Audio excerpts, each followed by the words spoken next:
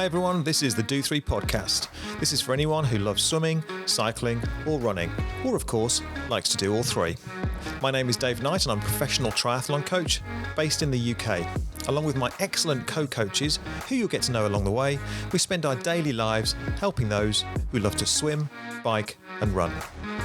We want this podcast to inspire you, motivate you, make you laugh and cry, have fun and learn a thing or two. We want to help you get the most out of the sports that you love. I'm glad you found us and we hope you stick around. Welcome to the Do3 podcast.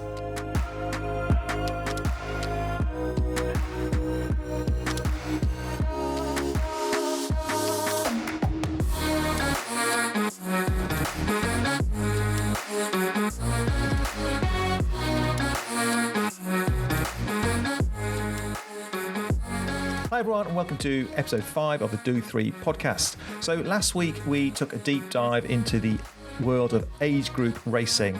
So we spent some time talking about how new athletes can get into the sport and how they can maximize the time that they have and make it work with their busy lives. That's really worth looking at if you're new to the sport and want to get the most out of your training.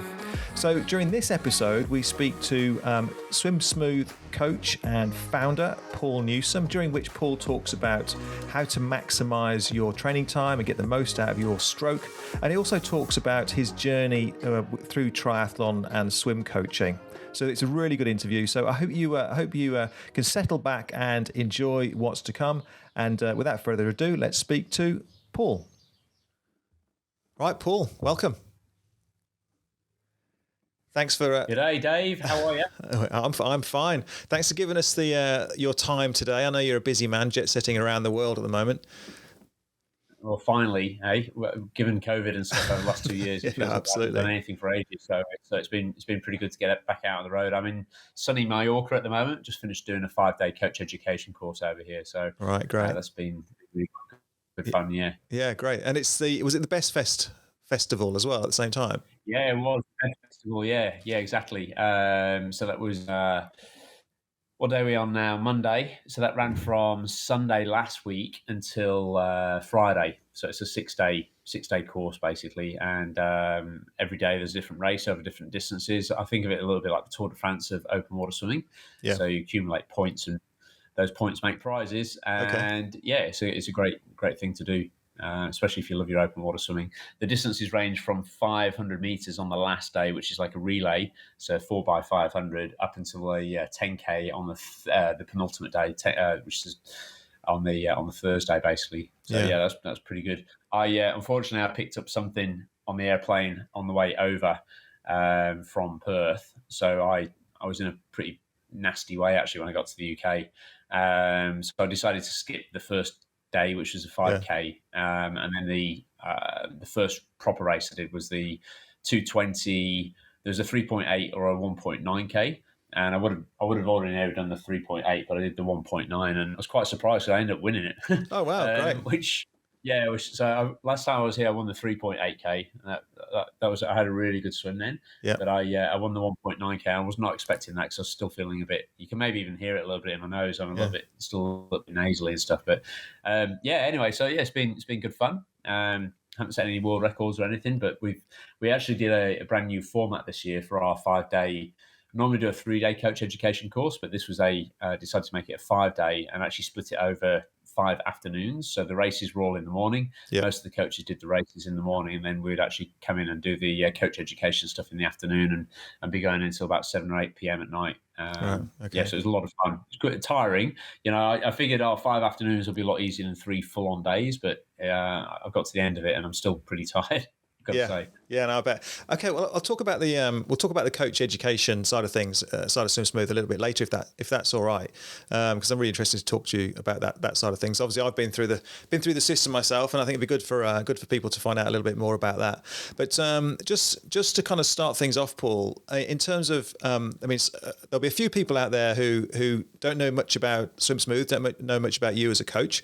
Could you start off by giving a bit of a summary about who Swim Smooth are and what they're all about? Who Swim Smooth are? Yeah. Swim Smooth, I started Swim Smooth in 2004. and the idea behind setting up at that point is I just wanted to be able to communicate some of the knowledge and experience I'd been gaining as a coach over in Australia. I'd been there for 2 years when I started Swim Smooth in 2004, and that was on the back of doing sports and exercise science at Bath University in the UK. So I had this idea that I wanted to share that knowledge. I wanted to make it more accessible to swimmers and coaches right around the world. I mean, initially the focus was on direct to swimmers, but over the years it's gravitated much more towards coaching the coaches to help coach the swimmers, and that's where my passion really lies these days, is helping building a community of coaches. And like you say, Dave, of course, you're one of those coaches, and it's been a privilege working with you and having your support and enthusiasm for it over the years. And so it's been good. But it's afforded me a really good lifestyle, in the sense that I'm doing something that I'm passionate about every single day. I get up 4:30 a.m. in the morning. It's not a chore to get up in the morning at that time. I think you probably develop a little bit of a routine and a bit of a habit to deal with those early mornings. But I get down there, and depending on the type of session, depends on my energy levels, if you like, for the type of session, and that's important, because you need to lift yourself for different types of sessions. So every Wednesday morning is our Red Mist endurance session, and that's the one that I really get pumped up for, because I know I need the athletes to be pumped up for it. But if it's like a pure technique session or a technique endurance session, a little bit more low key, a little bit more mellow, and because obviously the swimmers are actually working more on technique on those type of sessions. So it's been great to follow that passion. And up until the pandemic, of course, I was very fortunate to be able to travel around the world 3 or 4 times a year. That's been stunted, obviously, in the last 2 years, but it's I can't tell you, Dave, just how good it is to be back out here in Mallorca right now and passion again with the people who want to follow it, really. Yeah. I certainly get that. I'm as you know, I kind of like to get around a little bit on training camps and try and see a little bit of the world through work, or kind of thinly veiled as work sometimes. But you know what I mean.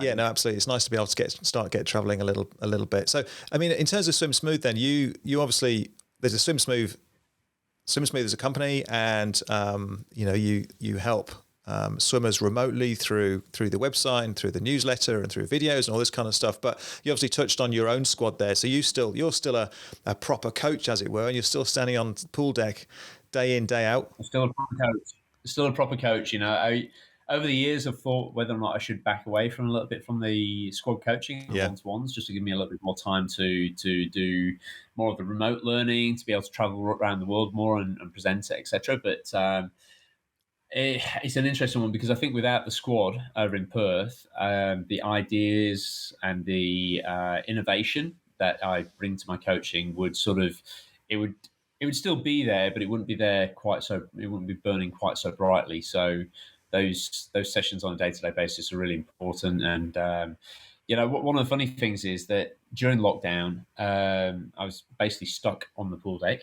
for 2 years, whereas in the past, I'd maybe have like 10 or 12 weeks on the pool deck, and then I'd be off somewhere else coaching, meeting new people, working with new coaches, and then be back on the pool deck for another 10 or 12 weeks.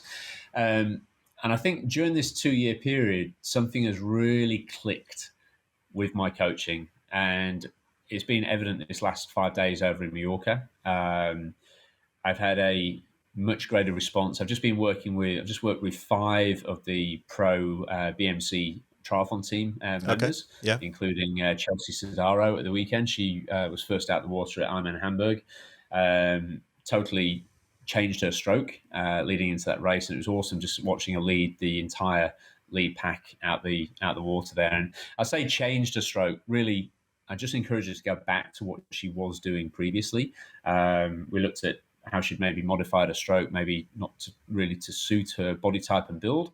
And, over the years, that's very much what Swim Smooth has been about. It's been about working towards the individual. I haven't got a particular set stroke in mind, which I'm trying to get everybody to try and do. Sure. I'm actually looking at the individual and working with the individual and making sure that they've got a stroke which works for them in the conditions and environment in which they want to work. And I've just come off the pool deck with ITU long course world triathlon champion Christian Hugenhoff, I think is how you pronounce his name. Yeah. I apologise, Christian, if I pronounced that wrong.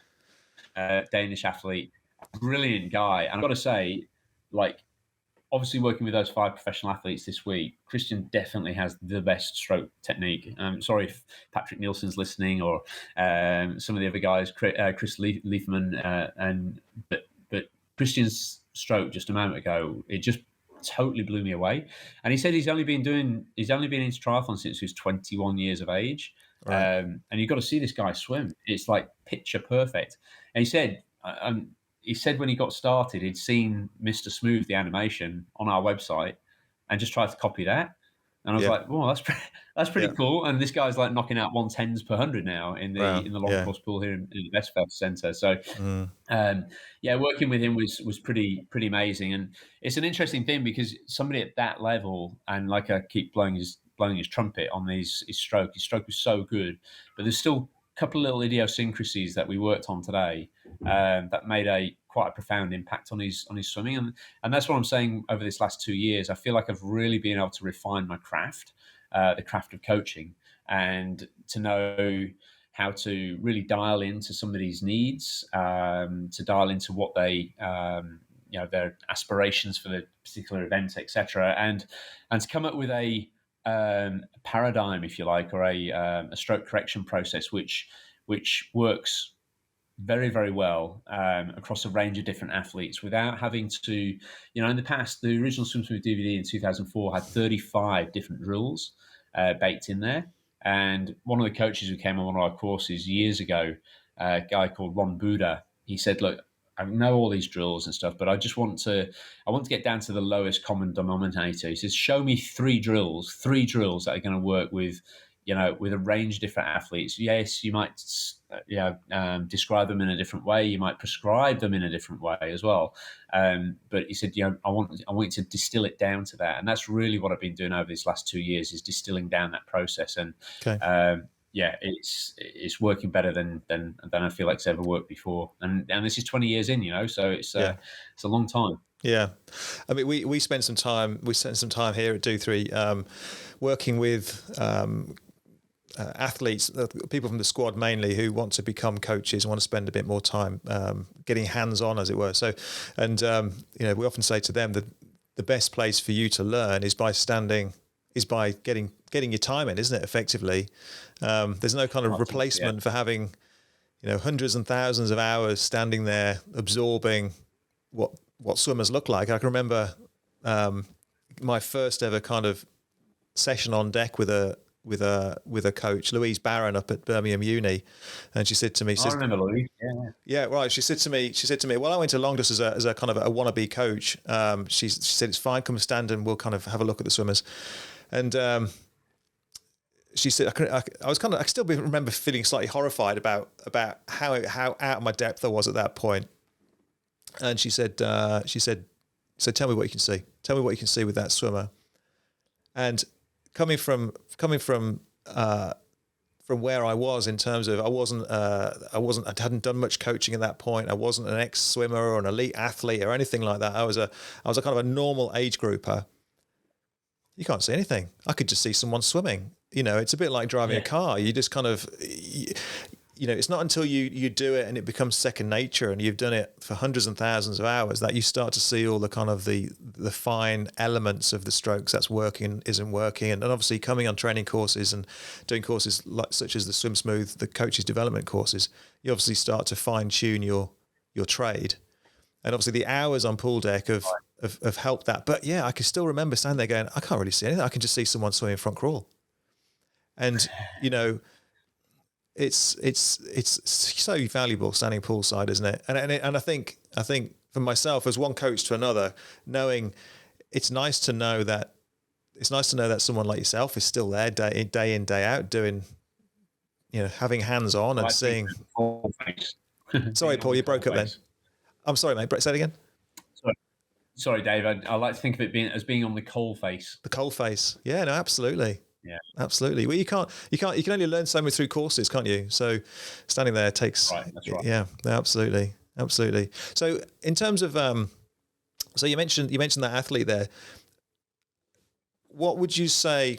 I mean, what would you say would be the key elements of a good stroke? You say he's got a beautiful stroke. What would make a beautiful stroke, would you say? A beautiful stroke doesn't have to look pretty, is the first thing I'd say. Okay. A beautiful stroke has to have rhythm and fluidity and momentum and purpose and just a sort of a flow to it that just looks like it's, I think the word effortless has been bandied around too much in swimming, really. And I think a lot of people potentially can go down a little bit of a rabbit hole with that, hoping that one day their swimming will feel effortless, whereas the reality is even those who look effortless are still putting in effort. But that being said, somebody like him today, he just looked so fluid right from the get-go, and it was all in sync. He had this great 2-beat leg kick going on, sometimes dropping into a bit of a 4-beat kick, everything perfectly timed. And when he told me he'd only been doing it since he was 21, I was like, that is incredible, really, because it's the sort of stroke that you see when you watch somebody who's swum all their life at a highly competitive level. They just get in and they get on with it. And even if they're not the fittest, they just look like they belong in the water. And that's what this guy looked like today. Christian just looked like he belonged in the water. And I was like, wow, so good, so good, so fluid. Yeah. So was he good? So, sorry, Paul. So was he in terms of some people listening might be aware of the different types of swim types. What kind of swim type would you say he would be? Well, I mean, Christian by and large would be a smooth for sure. Okay. But the first thing we started looking at was his arm recovery action over the top of the water, and it was like one of the primary differences between a swinger and a smooth would be that the swinger would have more of a roundhouse, higher arm, almost like a windmill style of action over the top of the water, which tends to suit very rough, choppy water or when swimming with a wetsuit as well.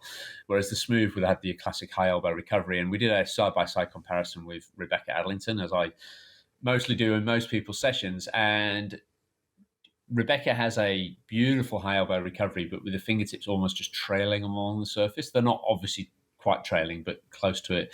Whereas Christian just had a slightly more open angle at the elbow, just giving a little bit more lift with the hand, a little bit more clearance, and it just it looked really, really fluid. And I think if I asked him to speed it up, you could just get that rhythm just cranking. It just looked so good. And I think one of the things with I did a session with Patrick Newsome the day before, and European long course triathlon champion and multiple Ironman champion. He had much more of a sort of stop-start, almost dare I say it, a little bit of an overglide to the front end of the stroke. But that gave me a lot of excitement as well, because I was thinking, okay, well, with Patrick, I can make some profound improvements here by getting him working a little bit more fluidly. Whereas with Christian, it was much more of just a couple of like tiny little tweaks. And in his case, he was very much a dominant left-hand side breather. And as he would go to take a breath to the left, he would just apply just a little bit of braking with his right hand. As the right hand would go in, it would just turn out slightly and just reach slightly up towards the surface. And that was then causing a little bit of a kickstart with his right knee. And as soon as I showed him that underneath the water, he was like, that doesn't look too good. And I was like, no, trust me, your stroke is almost perfect, but this thing, if we can just tune this up, this tiny little thing, it'll make all the difference. And I think one of the nice things with some of the technology that's developed over the years, I'm now using a radio headset so I can actually talk to him whilst he's swimming and ask him to go from the old stroke back to the new. And I'm also filming that stroke correction process live from a little chest cam as well. So the benefit of that is that when he reviews it later on, he can see, okay, this is what I was doing within the stroke itself. And when Paul's saying, okay, it's looking really good, I can match that up and marry that up with what it looks like on the screen, and hopefully that matches up with how he was feeling during the session. So so I don't know, it's a bit of a long-winded explanation about what makes a good freestyle swim stroke, but it's quite an intangible thing, really, because it's different for everybody. It's I've seen beautiful 6-beat kickers, being beautiful 2-beat kickers. I've seen people with high stroke rates, people with low stroke rates, people with high elbows, people with straight arm recoveries. And the big thing that just sort of shines through is just rhythm, momentum, flow, purpose. I used purpose as a thing before, as a remark before. And by that, I mean, it just sometimes in the pursuit of trying to look really effortless, people can just become a little bit unpurposeful. Let's say it just looks a little bit sort of like lackadaisical, or just I don't know. But when you got purpose to the stroke, it just it's exciting.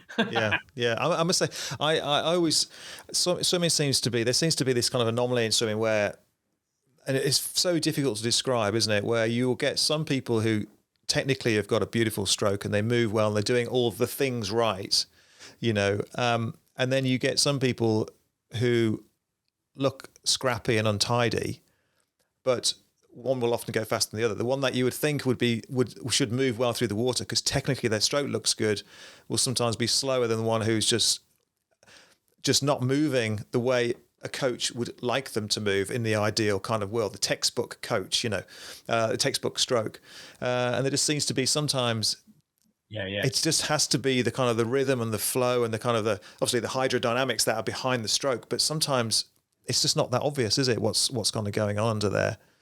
And I must say, as a coach, for me, sometimes you look at people and you think, sometimes you look at people and you think, how the hell are they going that quick when they're doing X, Y, and Z? They're lifting their hands up or they're crossing over quite considerably or whatever it is they're doing. But they're still moving really rapidly through the water. Sometimes you just can't put your finger on it. Sorry, Dave. Yeah, I mean, that even permeates right up to the top level of the sport. A classic example being the men's 1500 freestyle at the Rio Olympics in 2016, race off between Mac Horton from Australia and Gregario Paltrinieri from Italy. Paltrinieri looked like he was wasting so much more energy. All the Aussie commentators were sort of saying, don't worry, Mac Horton's got a much longer stroke, taking 12 strokes less per lap. He'll come good. He's just taking it easy. And reality was he wasn't taking it easy. He was right on the rivet, and Paltrinieri ended up winning the race and Mac Horton finished fifth. And that's no disrespect to Mac Horton because he just won the Olympic gold medal in the 400 freestyle a couple of days earlier. But it just goes to show for sure that the perception and the visual appearance of the stroke can be quite deceptive. I mean, people talk about it's not about what happens above the water, it's what happens underneath the water. But to be honest with you, it's even something a little bit more deeper than that, because I've seen people who look classically very unorthodox underneath the water as well and still swim very, very well. So it's an interesting thing. It's what keeps us engaged and what keeps us busy as coaches. No, absolutely, for sure. I mean, Paul, do you mind just telling us a bit about your background as an athlete and then as a young coach? How did you kind of, what kind of path did you go through? Yeah, well, I first and foremost, I've been swimming all my life. I got into competitive swimming when I was 7 or 8. I was never the best swimmer in the squad. Typically, I go to like state or county championships and maybe make a final every now and again, but I was definitely not. In fact, I never qualified to go to the national championships in swimming. But I always had I'd always like to think I had a very good work ethic. I could knock out some really good training sets, and it wasn't until I dabbled in triathlon when I was 16, got into a little bit of triathlon, and I was really phobic of open water swimming at that point. But as soon as I got into those longer distances and backed it up with biking and running, triathlon suddenly like really appealed to me, and then from there, from an extension from that, I as I've become a little bit busier, become a dad, got a family, etc. Open water swimming now is something which since probably 2008, 2009 has really been my sole focus. I've done a few triathlons since and done a few swim runs as well, and they've been good fun, but it's the swimming, the pure swimming that I really love, especially in the open water and especially over like a marathon distance as well. And what about your coaching background? How did you kind of get into coaching? Coaching was always something in the back of my head. In fact, I was actually recounting this to. I sat having a drink with James Parrock last night. So James Parrock, Olympic athlete, Olympic swimmer from the UK, Commonwealth Games silver medalist in 100 breaststroke, and we sat down having a cheeky cocktail down here in Mallorca and just having a bit of a chew the fat type of thing.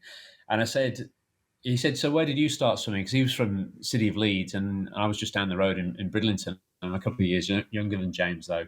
And so I was in Bridlington, but I joined a club called Hull Olympic, which is now Kingston upon Hull.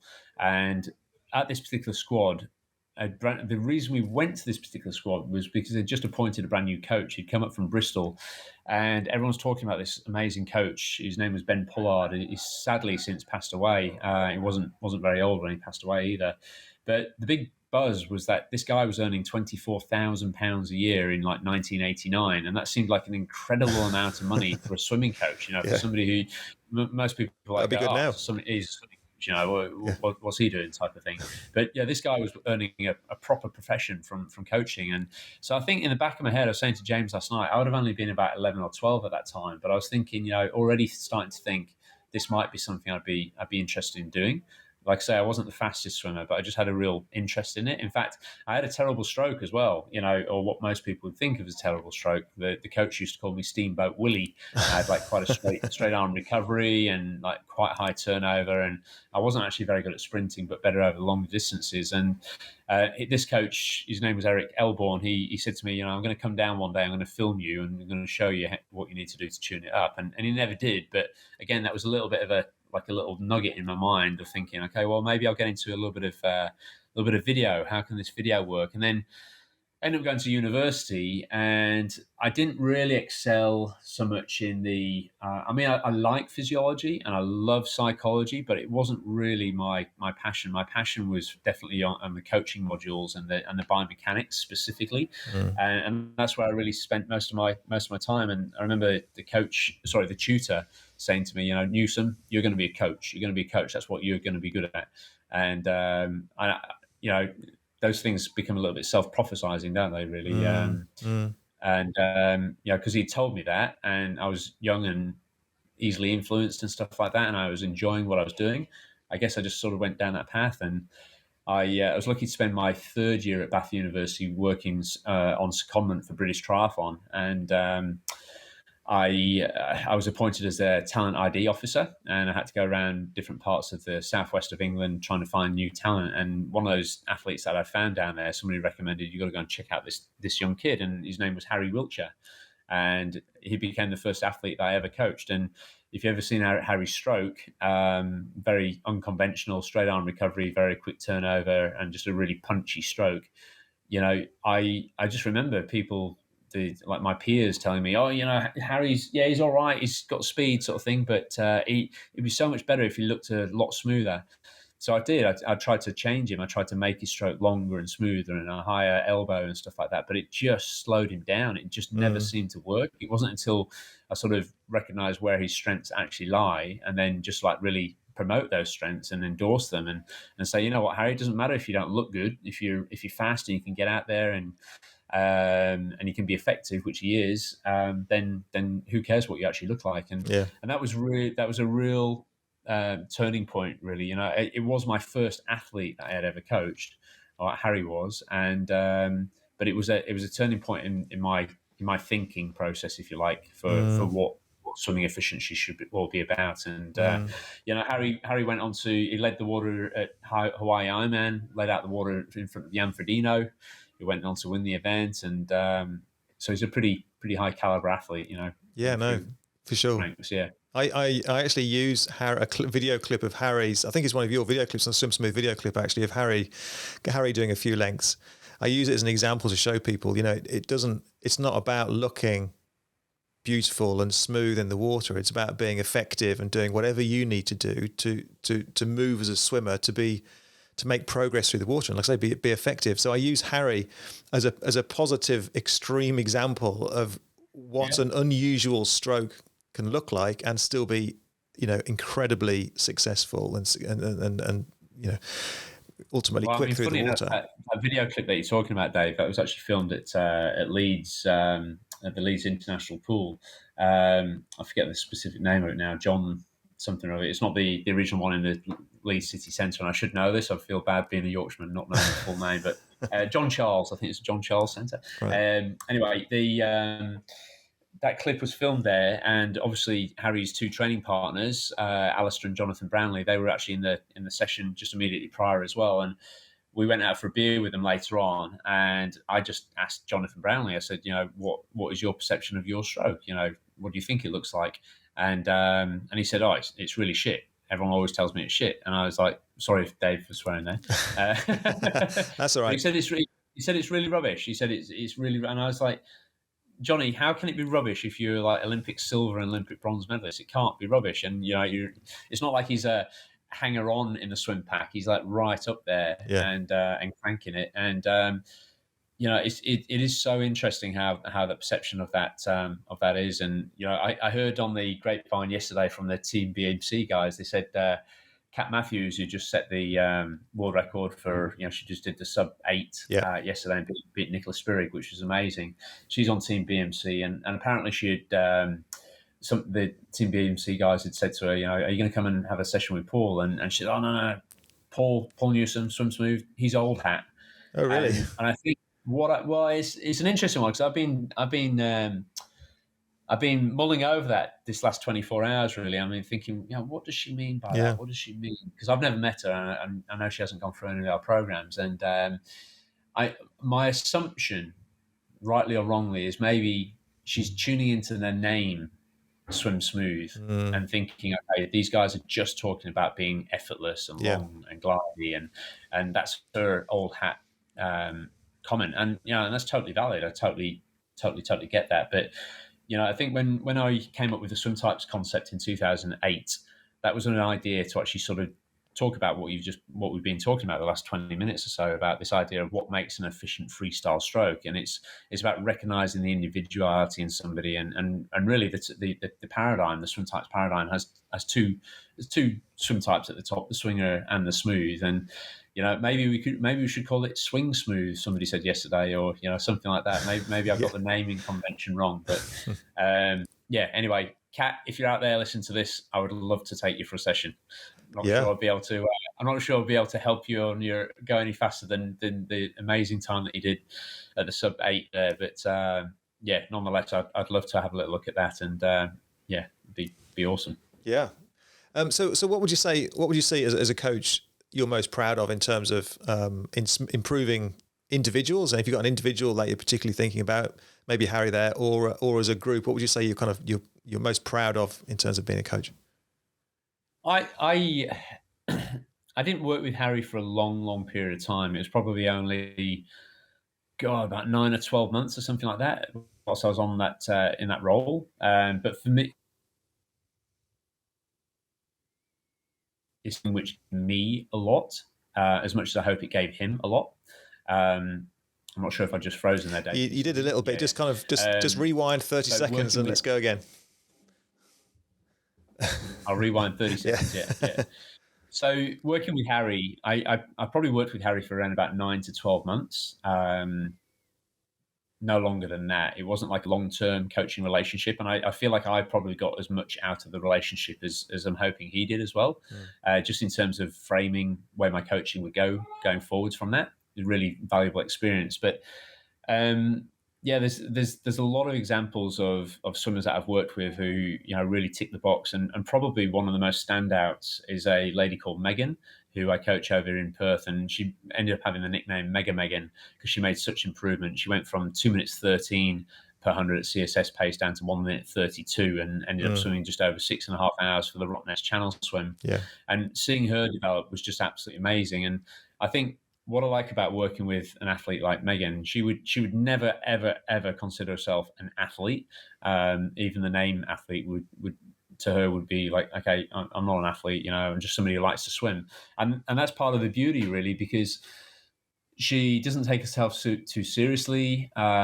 She listens when you give her instruction, and she's there because she loves being part of the squad, and she's paying for service, right? And it always makes me giggle a little bit sometimes when you're there, you've got your experience, you're trying to offer your advice to somebody, and somebody's just like, they're just arguing with you all the time, and it's like, come on, just this is what I'm here for. I'm here to help you. Yeah. Whereas Megan, and obviously plenty of other athletes as well, when they just sort of give into that coaching and trust in the coach, that's when magic really happens. That's when it really comes forwards, And it makes the relationship really, really quite engaging, I guess, because you know that you can make a difference. They're willing to trust you to make a difference, and you put those two things together, and it's a dynamite combination. So Yeah. I would have to say that that's probably one of the best scenarios. Yeah. But I've worked with. If you add it up over the years, I've done well. Let's see if I've done an average of 6 video analysis sessions a year. 6 video analysis sessions a week. So let's say 50 times 6, that's 300. It's probably even a little bit more than that when you add in clinics and stuff. So let's say 350 or 400 times by 20 years. That's a lot of athletes that I've worked with, a lot of swimmers of a range of different backgrounds and stuff. And just seeing them, working with them has been great over the years. Yeah, I love it as much today as I did back in 2004 when I started it all. That's good to hear. It's really interesting. Out of all the thousands of swimmers that you've worked with, the one that sticks in your mind is a local swimmer in your local squad who's for want of a better way of putting it, a normal person, a normal swimmer, and not a kind of an uber athlete or a big name. And I totally get that. I think my own coaching, I kind of feel the same. But in terms of who I'm most proud of, kind of working with and improving, it's the same kind of thing. It's athletes who have come in as new or fairly new front crawlers and have gone from, start point, which could be between 2 minutes and 2:30 per 100, down to, like you say, kind of, 1:30, 1:35. And it's hugely motivating, isn't it, to see true progress and how grateful they are for that. Totally. Yeah. I mean, that's the biggest thing, really. I mean, it's a rewarding profession, both for the coach and for the athlete. I think we always need to remember that. Yeah. What you get from the athlete as a coach can be just as rewarding as what they get from you. And like I say, when the two of you work in sync together like that, anything can be achieved, really. And it's you can have dynamite possibilities. There's plenty of elite guys and girls that I've worked with who have shown amazing improvement and been really quite inspiring over the years. But that particular athlete, Megan, I'm going to call her an athlete. Yeah. Megan. She's been very inspiring, and she's, because we put her story up on YouTube and it's had lots and lots of followings and likes and that type of thing. It gives people a real belief that they can do it as well. People want to be like Megan. In fact, we had 2 guys in the squad produce T-shirts with 2 arrows pointing inward saying, "I swim with Megan." Yeah. That's how much they like swimming with her. But it's nice, isn't it nice for kind of age group athletes and normal amateur athletes to see other normal amateur athletes progress? Sometimes maybe they can't connect with the elites and the Olympians and this, that, and the other, but they can connect with a normal swimmer who's gone through the path that they're trying to follow. And that's we're doing a few interviews on here, and we're doing some interviews of age group athletes, kind of amateur athletes who have progressed and have achieved amazing things. And I think we're doing that because we do feel like they're going to be more motivating to people to listen to, and they can connect more with than some of the elites. I think maybe sometimes.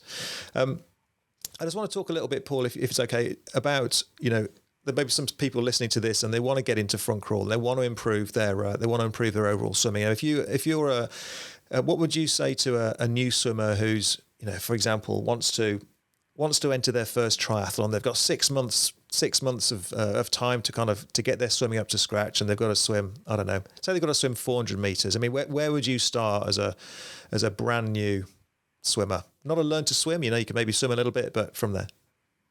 Yeah, okay. Well, I mean, I would put Megan in that bracket, to be honest with you. I mean, she could swim, obviously, when she first came down, but she, she's probably one of the slower swimmers within the squad.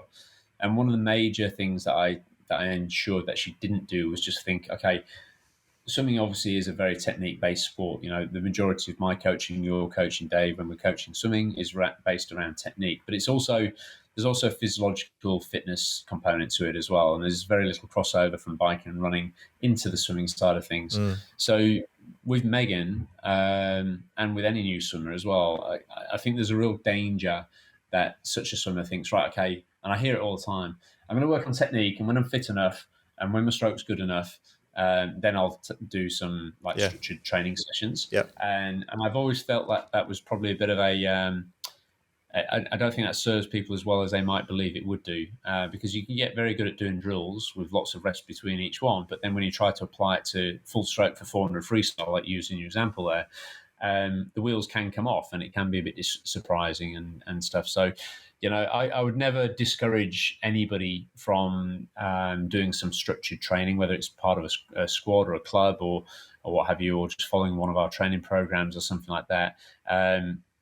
If you can swim, let's say if you can swim a continuous 100 or 150 meters freestyle, you can start to think about, okay, well, your training sets might be very simple, like 5 times 100 meters with 10 seconds rest between each one, or 15 seconds rest between each one. But don't think to yourself that I'm a novice swimmer, therefore I have to do, therefore I can't do a training session like for want of a better word, the big boys and girls in the lanes above me, because that can still be really, really beneficial. But from a technique point of view, I think the big thing that most people struggle with when they're getting into freestyle is just simply breathing. So that extends beyond just learn to swim. It can be swimmers of all levels, even up to elite. You can see them holding onto their breath underneath the water. We just had a brilliant coach and an athlete, John Wood, over here. So John Wood writes for 220 Triathlon magazine. He's a brilliant swimmer, like really very, very good indeed, and became a very good triathlete as well. And we did video analysis on him like I did with everyone else on the first day, and he was as shocked as everyone to find out that he was actually completely holding onto his breath underneath the water. Right, yeah. And that's one of the first technical things which I teach. He teaches as well, to ensure that people are actually clearing the lungs. And I think sometimes when you're doing video analysis, and especially if you want to try to make sure your stroke looks as good as it possibly can, sometimes in that process of concentrating, you can hold your breath a little bit. Yeah. But the same is true for the start of a race. If you're a bit tense, a bit nervous, a bit anxious, the absolute last thing you want to be doing is holding onto your breath. You want to be blowing out underneath the water. So the simple mantra we use here is is bubble, bubble, breathe. So you can actually stay in the water as your hand goes into the water. You can actually mouth the word bubble, and the next hand goes in, bubble, and then roll to take a breath, breathe, bubble, bubble, breathe, bubble, bubble, breathe.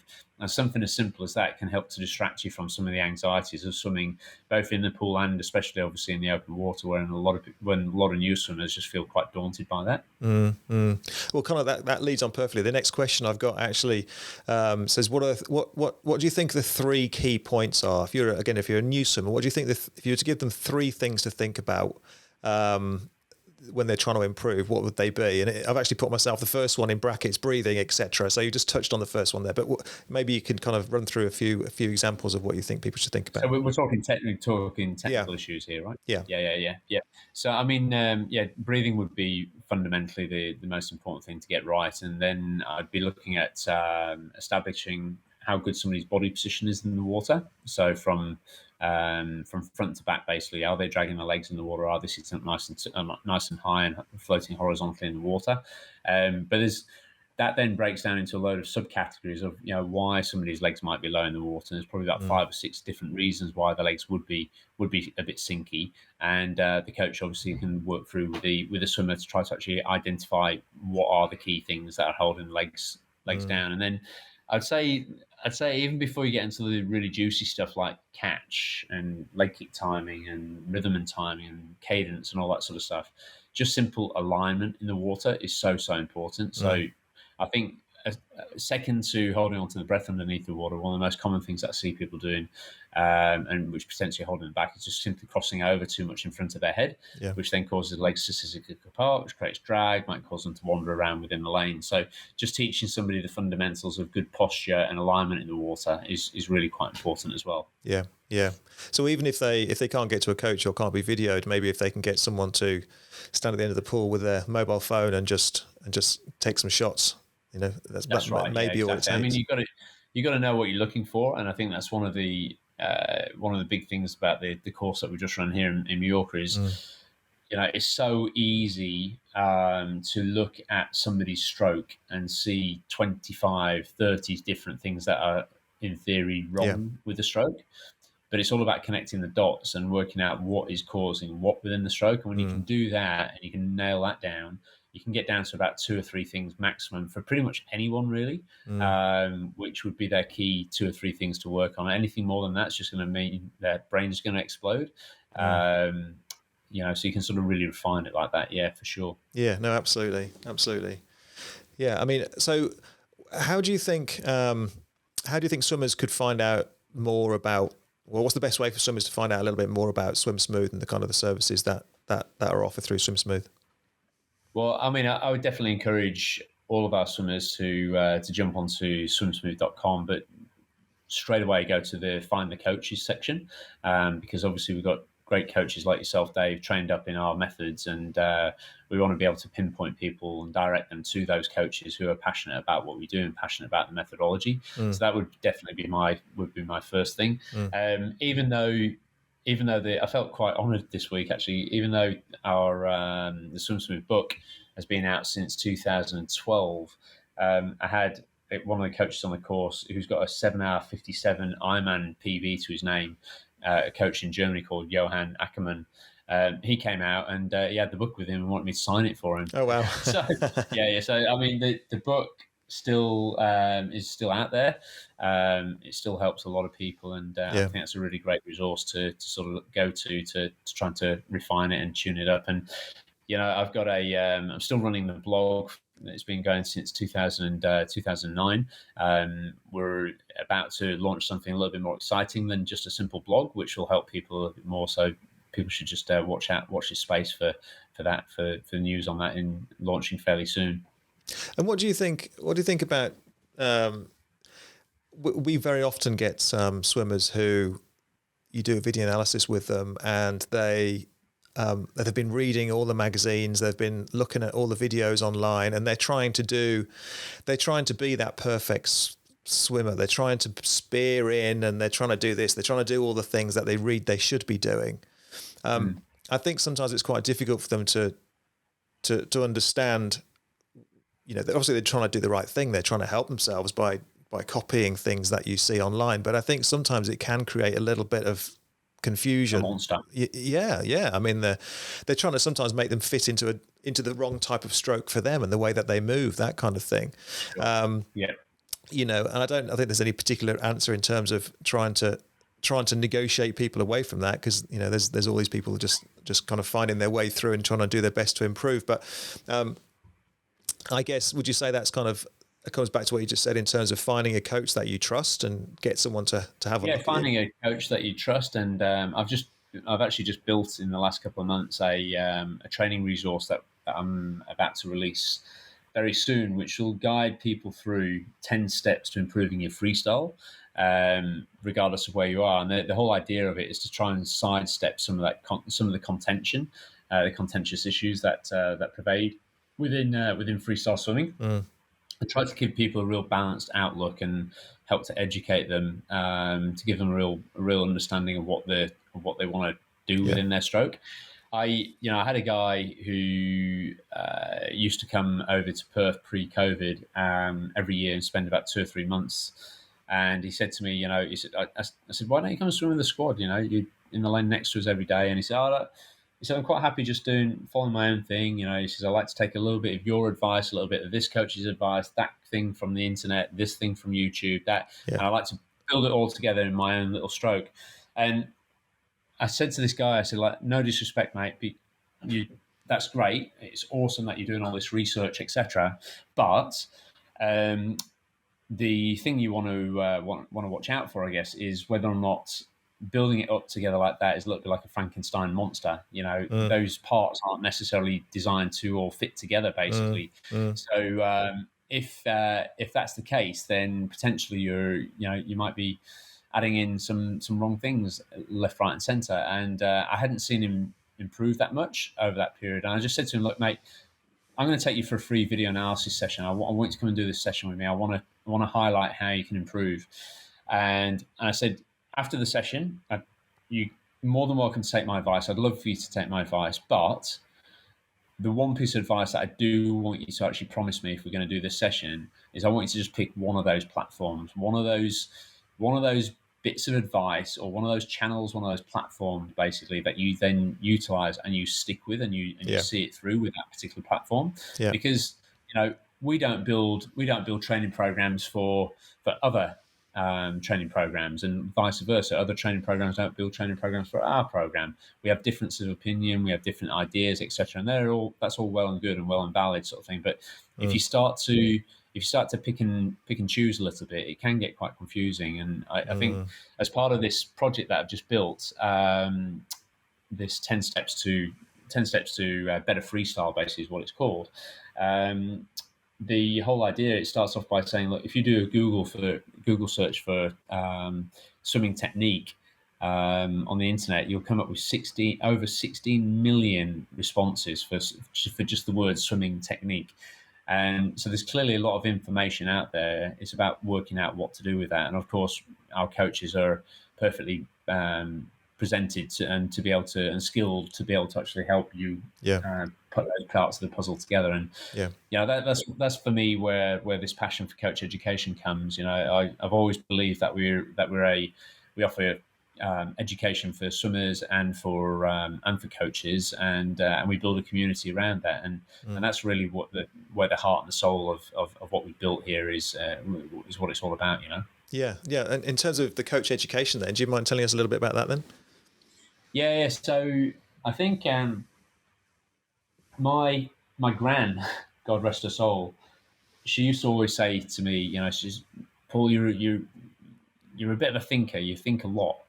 And I said, yeah, I know, I'm sort of stuck in my head sometimes. But what I like to do is I like to think about processes and systems that will help other people. And over the years, that's transitioned from just helping swimmers to now helping coaches help swimmers. And I think the passion for coach education just comes from that idea that, we're constantly evolving. We want to find better ways to do it. I mean, I've put 600 coaches through our 3-day coach education course over the last 10 years, all around the world.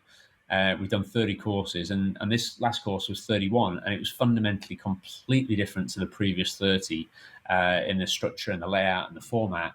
And it just provided for a little bit more collaboration, almost like a coaching collective, if you like, bringing coaches together and just trying to collaborate a little bit further. I mean, yes, I was there leading the course and giving ideas and tips and stuff like that, but I think our coach education has transitioned from just being about what to tell somebody and to transition to how and why to tell them how to do it. And I think that's a big shift.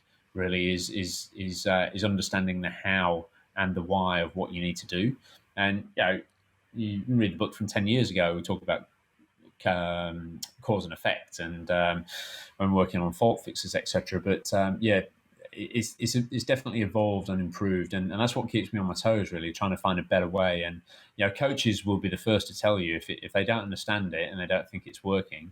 They'll be the first to tell you that, hey, this is no good. I've tried it and it doesn't work. But when you get the feedback through from them, we've had some really amazing feedback. And I'm not saying that to blow my trumpet this week. It's feedback about what we stand for, and what we're about as a business, as a company, and what we stand for as a swimming movement.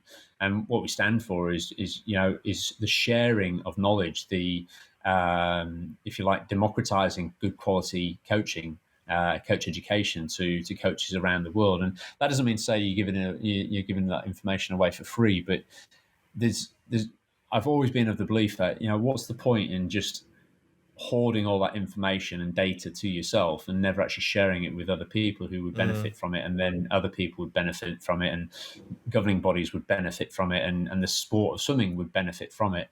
So I think over the coming years, that's going to be much more of a mission for us to work out how we can actually disseminate that information on a greater, wider scale for the benefit of swimming and for the benefit of other coaches and programs and national governing bodies, etc., around the world. And that that's what fills me with a lot of excitement, really, at the moment. So if you're a budding coach and you want to get involved with Swim Smooth, is there a process in place to help to get on board with something? That process has certainly been stalled during the pandemic. Yeah. This was the first kickstart of that to have a similar sort of level of attainment with this 3-day coach education course. But I've been, as part of some of the new things that we're going to be bringing out soon, I've developed a 5-tier coaching system, of which, of course, Dave, you and the rest of the certified coaches are right at the very top of that paradigm.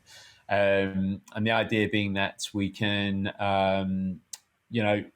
improve the pathway from start to finish, if you like. And obviously there is no finish, but improve that pathway from the starting point. And one of my, in doing a little bit of self-reflection and critiquing of what we've offered in the past, I've always felt that there's a bit too much of a gap between someone attending our 3-day coach education course and then coming over to Perth and doing a 2-week certification program. And one of the obvious gaps there is that many of the certified coaches are wanting to have their own assistant coaches, and they want to ensure that their assistant coaches are trained up to a good, solid level of attainment, because they're reflecting on the coaching program of that certified coach. So, yeah, building that is really important, and I'm quite confident that this new platform is going to really help a much wider range of coaches around the world. And the nice thing about it is that the current certified coaches, I've built into this the ability for those coaches to mentor the new breed of coaches coming through. And that's certainly something which our partnership with British Triathlon is all going to be about going forwards. Because, I mean, I've got a lot of energy and a lot of passion, but spread it too thin across the world, and I'm going to be in trouble. So, we're building up this coaching collective to help other coaches and actually lean on the experience and the expertise of coaches like yourself, Dave, to help the wider community. Yeah, sounds great. Okay, so I think what we'll do is we'll put various links and things in the description down below once we've finished this and it gets out into the wider world, so that people can get in contact if they need to or want to find out a little bit more. Paul, I've just got some questions just to finish off. I asked some of the Do3 community if they had any questions. They said, I told them you were coming in, so I got some random questions to fire at you just to finish off, Paul. So I'm going to drop you in it a little bit here, but I'm going to put the first one on the screen here. So this is from Liz Redmayne. So, any advice for translating crawl technique from the pool to the lake, if that's his thing? Is that your thing, Paul?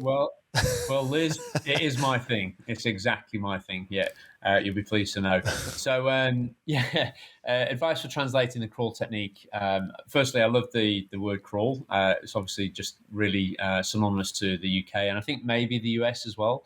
In Australia, if you tell someone crawl, they'll literally get down on their knees and start crawling. Oh, really? I didn't realise that. They don't do front crawl over in Australia then?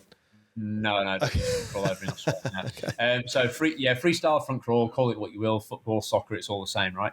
And from the pool to the lake, the lake is an interesting one, because I'm assuming, Liz, that you meaning there the difference between pool and open water, albeit whether it's the sea, ocean, lake, and river, etc.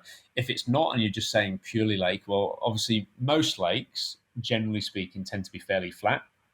So they can be quite pool-like in appearance. But the one thing you will notice, especially depending on the type of chlorination that you have within your pool, is that getting to a freshwater lake without a wetsuit on, and it's hard work, because your legs definitely sink a lot lower and feel a little bit more awkward. But just to answer the question a little bit more holistically, if that is where you're aiming, Liz, about the difference between pool and open water swimming, there's so many cool things about open water swimming, which you need to learn how to sight and navigate correctly, and that changes the stroke dynamic completely. You might be wearing a wetsuit and you'd want to change your stroke to a straighter, higher arm recovery on that. A lot of people try to maintain the same stroke when they're wearing a wetsuit with the classic high elbow from the pool, but they can actually put more stress and strain on the shoulders and make the shoulders more fatigued, simply because the swimmer's actually working against the resistance of the neoprene. You might want to look at increasing stroke rates slightly, depending on how rough and choppy it is. Johan, who I mentioned earlier on, the coach, he he does this most amazing demonstration. When he jumped into the pool, like most people who are good swimmers, he started off with a really long stroke, almost like a catch up. And I was like, is that really how you swim all those races, like first out of the water in the Ironman events? And he said, oh, no. Do you want me to show you my open water style? And we were like, all the coaches were like, yeah, shows you. And his open water style was completely different. There was no catch up. The stroke rate was much quicker. The stroke seemingly much shorter. And the fluidity and rhythm really came to the forefront. So, it is a very different stroke from the pool to the open water. You don't need to reinvent the wheel necessarily. All the major things still apply: breathing out underneath the water, good posture, good alignment, not scissoring with the legs, and all that sort of stuff. But definitely there's scope for modifying the stroke, and even I haven't obviously mentioned probably one of the most obvious time savers, and that would be drafting. Drafting can save you up to 38% of your energy expenditure if you do it well. And a lot of people don't draft because they don't like to be in that close proximity to somebody, but it has an amazing effect on them. I mean, I did this. I was supposed to do the 10K here in Mallorca last Thursday. As I mentioned before, Dave, I was quite sick before I arrived here, so I cut down on all my distances and ended up just doing the 7K. But we started off with some of the best open water swimmers on the planet. And I remember I had my little marlin underneath my swimming cap, which tells me how fast I'm swimming. And the gun went off and we were in sort of like chest deep water. And I was like, I can't even swim here. There's just so many people. I was doing like head up breaststroke and stalling along. I was like, oh my God, this is going to be the slowest ever 100 meters at the start of a 10K. What the hell? And anyway, the little marlin pops up and says, you've done 1 minute 16 per 100. Oh, nice. And I'm like, whoa. I was hoping to average about 122 per 100 or 124 per 100. Yeah. And the first 100 was 116. I felt like I hadn't done anything. It's because I was just being dragged along by the elite guys and all the froth and foam in the water, etc. So, drafting, Liz, is a big thing too. Yeah, sounds good. Perfect. Thanks, Paul. Right, next one. Any tips for getting arms and legs to work together? Ooh, yes, absolutely. Arms and legs working together. There's a great drill which I call the Crisscross Drill, and that basically involves wearing a paddle on the left hand and a flipper on the right foot, preferably a fairly long flipper, and then to encourage the swimmer to breathe just to the right hand side. When somebody thinks about connection between the arms and the legs, you almost want to think of the contralateral connection between the left side of the body and the right side of the body. So the left arm and the right leg, and the right arm and the left leg. So that's sort of crossing over. And then you can also think about how the arms connect to the legs as well, within the stroke cycle. And this little drill, having the paddle on the left hand and fin on the right foot, is really good fun exercise. It seems like it's a bit of child's play, like a bit of hokey pokey in the pool. But if you swim and breathe just to the right hand side, as your left hand goes into the water and you breathe to your right, you should feel your right foot kicking down at exactly the same time. So if you just set off really steady down the pool and just have a little go, paddle left, fin on the right foot, breathe to the right hand side, you should gradually start to feel that rhythm coming in and that connection between the arms and the legs, as you mentioned there, or between the left side and the right side of the body. And then the obvious thing is to swap the paddle over to the other hand and swap the fin over to the other foot and breathe the opposite way as well. It's really important on that drill that you are breathing away from the paddle hand. Otherwise, you won't feel that connection anywhere near as well. So the paddle and the fin is to increase the proprioception, and increase the kind of the sensation that you have. Yeah, because it suddenly feels like you've got one massive hand, one small hand, one massive foot, one small foot. Yeah. So it draws your attention, your proprioception to the bigger of those things, and it just allows you to get that connection working much, much better. It's a really fun drill to do. Is that one? Yeah. Okay, perfect. Hope that works, Simon. Right, Corinne. So Corinne's one of our coaches here, look, and I know Corinne very well. I know exactly why she's asking this question. Any tips for switching off the overthinking? I've told her what to do to switch off overthinking about 1,000 times before, Paul. So you'll have to have a go now. What do you say, Dave? So this is more about a case of just trying to relax and kind of just go with the rhythm and listen to that, kind of get to listen to the kind of the rhythm and the balance of the stroke, rather than actually think about high elbow, hand this, and actually the specifics and the technical elements of the stroke. But it is difficult. I mean, I'm a bit of an overthinker, and we've been through this with with one-to-ones before, where, and I can remember you talking about people who are quite analytical engineers, overthinking and pulling themselves to pieces. Yeah, while they're doing swimming or doing one-to-ones.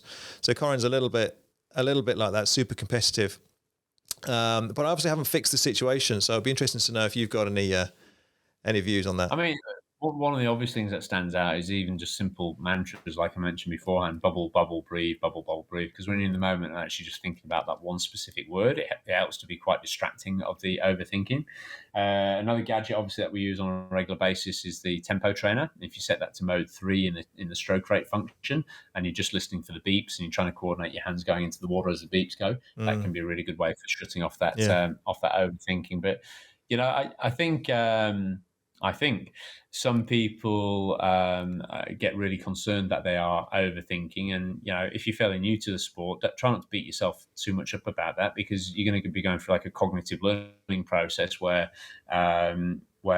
you have to think about what's going on, and you want to be aware of what's going on. But I think the one tip I'd give to you on that, Corin, is if we're sort of accepting of the fact that thinking is part of swimming, I would just say to you, okay, try not to be 100% perfect in the stroke. If you can try to be 80% perfect, that's good enough. Because what I find with swimmers, when they try to become 100%, and they clearly are overthinking at that stage and really tense in the water, they just don't look like they move very well at all. As soon as you get someone to say, hey, like you said yourself, Dave, just relax it up a little bit, 80% sort of thing, doesn't have to be perfect, then suddenly you get a little bit more flow coming in, and that's when the real magic happens. And I'm sure you've seen this similar to I have, Paul, in terms of sometimes you get swimmers who, when you ask them to go faster, you ask them to do a sprint, sometimes they can actually go slower because they just start to lose control of this. So they'll be putting twice as much effort in and going 10% slower than they were before, because they're they're just putting so much effort into what they're doing. Totally. Yeah. Really cranking it and pushing on a bit too hard for sure. Yeah. Right. Last one then. That's a good one. Oh, it's Liz again. Liz has popped up again. Didn't realise it was Liz twice. I know Do3 are brilliant at coaching crawl. Thanks, Liz. But I'd love some breaststroke drills. Googling these at the moment. Breaststroke drills. Well, firstly, Liz, I'm wondering why I want to do breaststroke. It's the worst stroke on the planet. I'm only joking. It's actually gaining a lot of prominence. And again, I mentioned that I was having this meeting last night with James Parrock, so formerly one of the world's best breaststrokers. And I just said to him last night, I said, what do you make of Adam Petey's stroke? He's obviously revolutionized breaststroke and how he looks in the water, etc. And we got into like a really big, lengthy chat about the development that he's gone through over the years and his work ethic and all these sort of things. But one of the things that I teach with the kids that I'm coaching is I teach the Adam Petey headbutt, I call it. Adam Petey's revolutionized the breaststroke. Breaststroke used to be taught, and probably still is in many parts of the world, to be long and gliding and pause at the front end of the stroke. But breaststroke's not immune to deceleration either. And if you pause too long, you'll decelerate and you'll slow down. You make it much harder for yourself. So what Petey's done is he's got quite a significantly higher stroke rate than most of the rest of the top breaststrokers in the world. And one of the ways he does that is by coming up and taking a breath in and then driving the head down towards the chest or chin down towards the chest and driving the head forwards like that. And it's a really good fun drill to do with a pair of flippers on. But rather than doing breaststroke leg kick, if you do butterfly leg kick, and you try and, probably the best thing to do is actually go YouTube and watch a video of Adam Petey doing breaststroke, and you'll see exactly what I mean about that head coming up and driving down and driving forwards. Using a pair of fins can help to sort of push you through that, and it gives a really good momentum to it. I love it. It's a great drill to do is that. And whilst you're at it, Liz, you might as well throw in a little bit of butterfly as well, because butterfly and breaststroke are actually two very, very similar strokes. Yeah, they both rotate through their short axis, so across the hips, basically, short axis of the spine there. So they have like this undulating motion. So as soon as you're doing the drill I just mentioned there, the Adam Petey headbutt, all it requires is for you to dive down for 4 dolphin leg kicks, do a breaststroke, 4 dolphin leg kicks, and then a butterfly stroke, and that becomes really good fun as well. There you go, Liz. Butterfly all the way. I'd like to. We want to be there when you.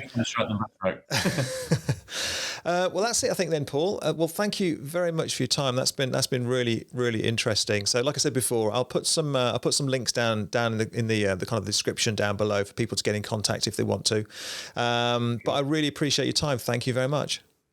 No worries. It's been awesome being on the show here, Dave. Thanks, Paul. Take care. Thanks. Bye-bye. Well, I hope you guys enjoyed that interview with Paul Newsome. I found it really enjoyable to do, so I hope you found it good and got something useful out of that. Just looking ahead to next week, we've got an interview with age grouper and local athlete, actually Richard Hawkins. Now, Rich is he's a long-term bodybuilder, and we follow Rich and talk to Rich about his journey from bodybuilder to Ironman. So if you're anything like that, you're thinking about setting off on that journey, it's really, really worth listening to. Rich is great at talking about his journey and the trials and tribulations of going through what he's going through, and also kind of the transition from one sport to another. So really, really worth listening to. I hope you found the whole thing useful and enjoyable to listen to. What would be really good for us if you could, depending on where you're listening to this or watching this, you can give us a tick, give us a like, give us a share, give us a follow, give us a review, and all that kind of good stuff, because all of those things really push us up the rankings and allow more people to find us. So that's it for today, and I shall see you in the next one. Take care. Bye-bye.